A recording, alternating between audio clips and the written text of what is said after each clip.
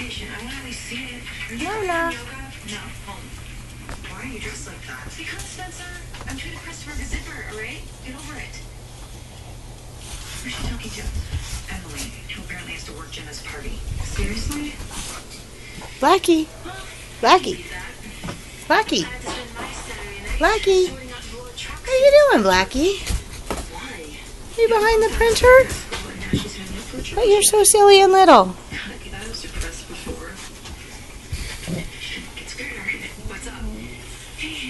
Are you up on the big pillow? Are you up on the big pillow? So Paige is invited to the party too, and now Laurel Tuckman's shooting.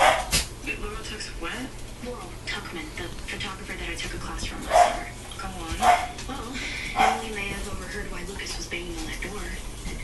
Laurel fired her assistant because Where'd your brother go? Studio to develop his own prints. There I am. He wants the negatives. Where are you going with this?